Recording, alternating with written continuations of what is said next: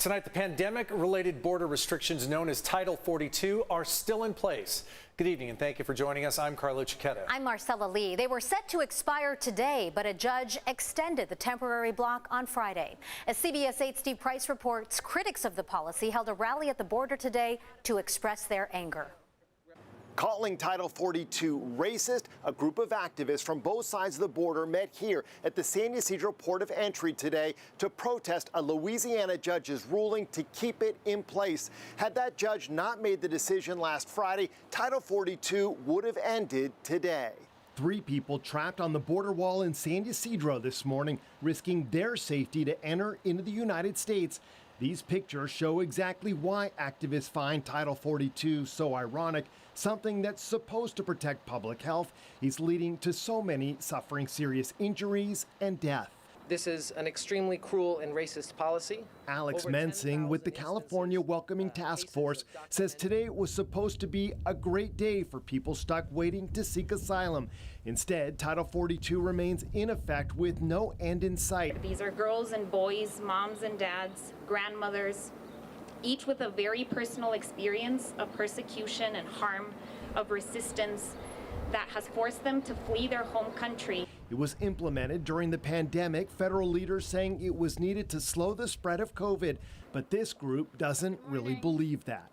It is a complete and blatant lie that people who migrate are vectors of infectious diseases. Dr. Psyche Calderon points to the fact that today our borders are open for millions of people with visas to cross in and out of the country on a daily basis, many crossing without masks, some with no proof of a COVID vaccine.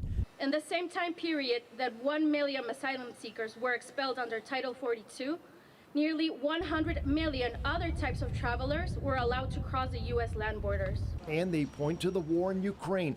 Every day, 1,000 asylum seekers fleeing that war were allowed into the U.S. But people fleeing similar situations in places like Haiti are told they can't cross. Is it because we are not white? Because our hair are not blonde? Because our eyes are not blue? Is that why we must continue to suffer at the U.S.-Mexico border? Is this why? The Biden administration disagreed with the judge's ruling, but said it would continue to allow Title 42 to be enforced pending an appeal. At the San Ysidro border crossing, Steve Price, CBS 8.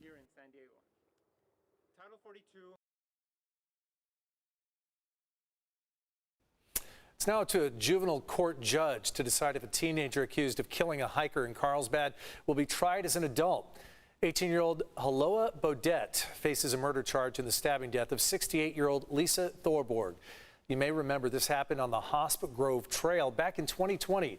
Bodette was 17 when he was arrested, but is now 18 years old. The district attorney's office confirmed with us it wants to try him as an adult. He's due back in court in July, and that's when we could learn the judge's decision. It's out with the old tonight in Chula Vista, where the former home of a controversial strip club is being demolished. As CBS 8's Regina Urita tells us, city leaders and people who live nearby are hoping the time has finally come to improve the neighborhood. Having this building torn down has been a long time coming for some locals and city officials, but as of this Monday, crews will begin to demolish the abandoned strip club. If you see the old eye candy building fenced off, that's because city crews in hazmat suits have started to clean up and decontaminate the structure. The parcel was vacant. It's blighted. The windows are broken out. We've got homeless folks living there, lighting fires. Some violence has occurred on the premises. The city plans to continue with tearing down the decaying building. Now locals are excited to see a thriving business for all families. It'd be nice to have something pretty there again. 7 years ago, the all-nude club brought a negative light to the area. It began operating under false pretenses, claiming that the business would be a comedy club and restaurant. Instead, the owners went from eye candy showgirls to then immediately having no shows at all, and eventually leaving the structure abandoned. It was just sitting there vacant. It's an eyesore. The city fined and shut down eye candy for being in violation of its zoning codes, adding that raunchy signs from the business became inappropriate for school buses that drove past.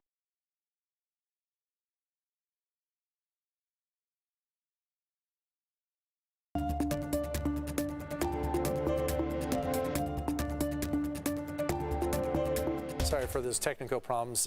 Last word, the understanding was that property may be raised to make way for more parking spaces, possibly. More baby formula is on its way tonight and could be available as early as this week. That's after a cargo plane carrying 39 tons of formula from Europe landed in the U.S. yesterday. Naomi Ruckham reports on even more efforts to ease the nationwide baby formula shortage. The Air Force cargo plane carried 39 tons of formula, enough to fill more than 500,000 bottles. The specialty formula for babies with allergies to cow's milk was manufactured in a Nestle plant in Switzerland. This particular shipment is going to be distributed immediately to hospitals and clinics around the country. So it's just a matter of getting it to the distribution center, getting the distribution center to put it in a truck. The truck is going to deliver it. So we're going to be seeing deliveries made in a matter of days. The Biden administration says a second flight with formula is scheduled to leave Germany soon and will be trucked to Pennsylvania when it arrives in the U.S. Kim Anatra is hoping the overseas shipments will help her. The Texas mother is on her last can of formula for 5-month-old Sienna. I haven't seen any on the shelves. I have a cousin who works for Walgreens, and he hasn't seen this one come in weeks. She started introducing Sienna to solid foods early. Typically would have waited until 6 months, like the pediatricians advise, when they're able to sit up a little more independently. The critical shortage follows the February closure of the nation's largest domestic formula manufacturing plant due to safety issues. Regulators and Abbott Nutrition hope to reopen the Michigan plant next week, but it may take 2 months before that formula arrives in stores. Naomi Ruckham, CBS News, New York.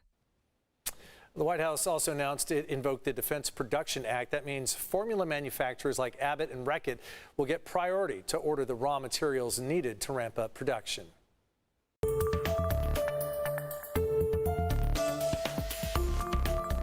Monkeypox cases across the world are growing. The illness, rarely seen outside Africa, is now being reported in 12 countries with more than 90 cases. Here in the U.S., the CDC has confirmed 1 case in Boston and is monitoring 4 other suspected cases. Right now, health experts don't expect monkeypox to have widespread impact here in the U.S. Experts say the virus can be transmitted through body fluids, skin, and respiratory droplets, but it usually requires close personal contact to spread. In LA County tonight, we still don't know what led to 4 people falling over a cliff in Palos Verdes Estates during the early morning hours. As Tina Patel tells us, one of the people who fell over the 300-foot cliff was killed.